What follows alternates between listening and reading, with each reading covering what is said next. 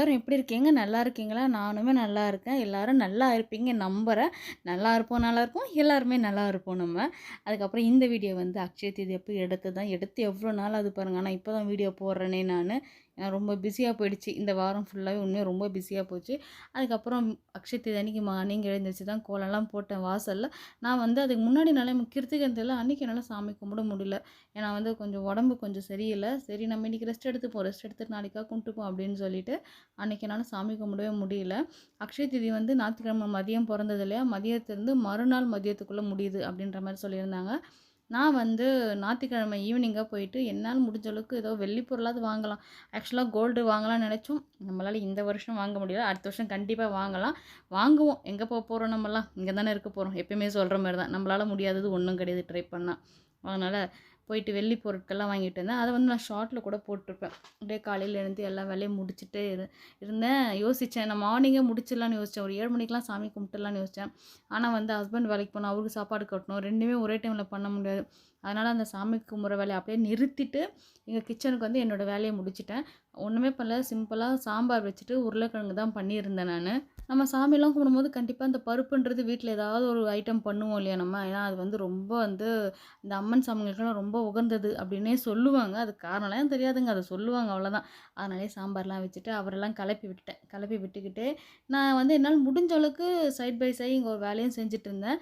சாமிக்கு பூவெல்லாம் போட்டேன். வழக்கம் போல் வந்து நம்ம காமாட்சி அம்மா விளக்கு அந்த பூ நான் கட்டி போட்டிருப்பேன். ஆல்ரெடி கூட நான் வீடியோலாம் போட்டிருப்பேன் நிறைய வீடியோவில். அன்றைக்கி வந்து விளக்கு தட்டெல்லாம் கூட தேய்க்கலை. ஏன்னா வந்து நம்ம அப்போ தானே அந்த தமிழ் வருஷப்பருப்பு க்ளீன் பண்ணி வச்சோம். அதனால் க்ளீனாகவே இருந்ததுனால அப்படியே தான் நான் சாமியை கும்பிட்டேன் நான்.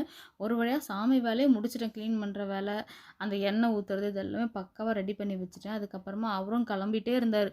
மோஸ்ட் ஆஃப் ஆல் கிளம்பிட்டார் அவர். நான் எல்லாத்தையும் அவருக்கு வேண்டியதெல்லாம் ரெடி பண்ணி வச்சுட்டு நான் வந்து இங்கே மறுபடியும் எனக்கு பூஜை பண்ணுறதுக்கு ரெடி பண்ணுறதுக்கு வந்துட்டேன். இந்த லக்ஷ்மி அம்மா ஃபோட்டோ நான் போன வருஷம் கூட இதை வச்சு தான் நான் சாமி கும்பிட்டுருந்தேன் நான்.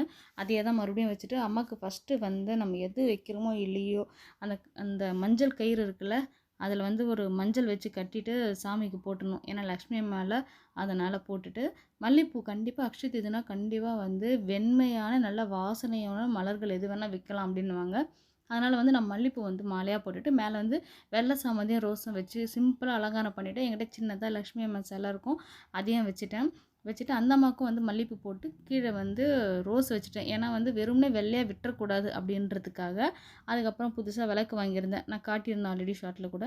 அதில் வந்து ஃபுல்லாக நெய் விட்டுட்டு திரி போட்டுட்டு அதுக்குமே நான் வந்து வெள்ளை கலர் பூ வச்சுட்டு அதுக்கு மேலே ரோஸையும் வச்சுட்டேன். ஏன்னா அதுதான் சொல்கிறேன்ல, நம்ம வெறுமனே வெள்ளையாக கொடுக்கக்கூடாது. நம்ம மல்லிகைப்பூ வாங்கினா கூட பாருங்கள், அதில் 2 ரோஸாவது போட்டு தான் கொடுப்பாங்க. நம்ம வெறுமனே வெள்ளையாக கொடுக்க மாட்டாங்க. அப்படியே வந்து பக்கத்தில் சாமிக்கு வந்து தண்ணியில் அந்த பூவு அதெல்லாம் வச்சுட்டேன். சும்மா பார்க்க அழகாக இருக்கும் அப்படின்றதுக்காக. ஏன்னா எங்கள் வாசப்படியில் வைக்க முடியாது.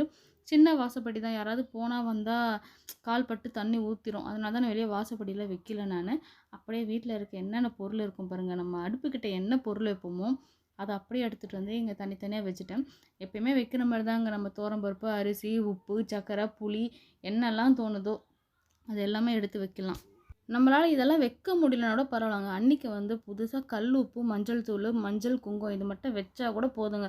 அதுவே நமக்கு இது எல்லாத்துக்கும் சமமாகிடும். நமக்கு இருந்ததுன்னா வைக்க போகிறோம், இல்லைனா இதை வைக்க போகிறோம். ஏன்னா என்னோட ஒரு காலகட்டத்தில் அவ்வளோ கஷ்டப்பட்டப்போ நான் இதெல்லாம் வைப்பேனா அப்படின்ற மாதிரி தான் இருந்தது. காலங்கள் போக போக வருடங்கள் போகவும் நம்ம சாமி மேலே வச்ச பக்தி நம்ம உழைப்பு இந்த அளவுக்கு உயர்த்தி கூட்டிகிட்டு வந்திருக்கு நம்மளை வந்து. அதுக்கப்புறம் பழம்லாம் இதுக்குன்னே வாங்கிட்டு வந்து நான் சாமிக்குன்னே வாங்கிட்டு வந்துட்டு மாம்பழம், வாழைப்பழம், திராட்சை, அந்த ஆரஞ்சு இதெல்லாம் வச்சுட்டு ஒரு பக்கம் நம்ம கிச்சனில் இருக்க பொருள் வச்சுட்டு என்கிட்ட என்ன நகர்ந்ததோ அங்கே வச்சுருந்தேன் நான். அது வைக்கணும்னு அவசியம் இல்லை. எனக்கு என்னென்னா லக்ஷ்மி தாயாரில் அது வைக்கணும், இது எப்பயுமே நிறைஞ்சு இருக்கணும் அப்படின்றதுக்காக வந்து நான் வச்சுட்டு சாமிக்கு ஸ்வீட் பாக்ஸும் வச்சுட்டேன். எதுவும் பிரசாதம் எதுவும் பண்ணல. அதனால் ஸ்வீட் தான் வச்சுருந்தேன் நான்.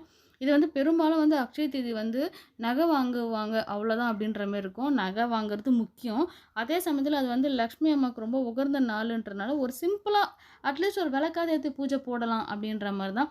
நான் வந்து பெரும்பாலும் வீட்டில் இருக்க பொருள் தான் வச்சுருக்கேன். எதுவுமே கடையில் வாங்கிட்டு வரல. உப்பு மஞ்சத்தூள் தான் புதுசாக வாங்கிட்டு வந்து வச்சேன் அன்றைக்கி. மற்றபடி வந்து வீட்டில் இருக்க பொருளே வச்சு தான் நான் சாமி கும்பிட்டுருப்பேன் நான். என்னால் முடிஞ்ச சிம்பிளான ஒரு பூஜை தான். ஆனால் மனநிறைவான ஒரு பூஜை அது. அன்னைக்கு வந்து அப்புறம் வேலைக்கு போயிட்டாரு. தம்பியும் டேலிக்கு போயிட்டாங்க படிக்கிறதுக்கு. பாப்பாவும் தூங்கிட்டு இருந்தாங்க. நான் மட்டும் தான்றதுனால ஃப்ரீயா தனியாவே நான் சாமி கும்பிட்டுருந்தேன். பாப்பாவ போய் எழுப்பல. எழுந்து ரெடி ஆயிட்டு வரதுக்குள்ள டைம் ஆயிடும்.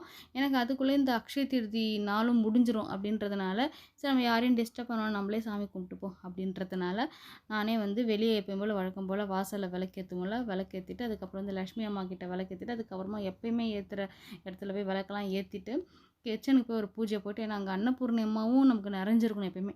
அங்கேயும் ஒரு பூஜை போட்டுட்டு, அதுக்கப்புறம் வந்து வெளியே வாசல்ல வந்து கற்பூரம் காமிச்சிட்டு, அப்படியே உள்ளே போய் எல்லா ரூமையும் காமிச்சிட்டு வந்து லாஸ்ட்டாக எப்பயும் போல் நம்ம சாமியை காமிச்சிட்டு, அன்றைக்கான இதுவை முடிச்சிருவோம் நம்ம வந்து. அன்றைக்கி வந்து நான் காலையில் எதுவும் சாப்பிடல. நம்ம பெரும்பாலும் வந்து பூஜை போட போகிறேன் அப்படின்னு சொல்லிட்டா நான் சாப்பிட மாட்டேன் நான்.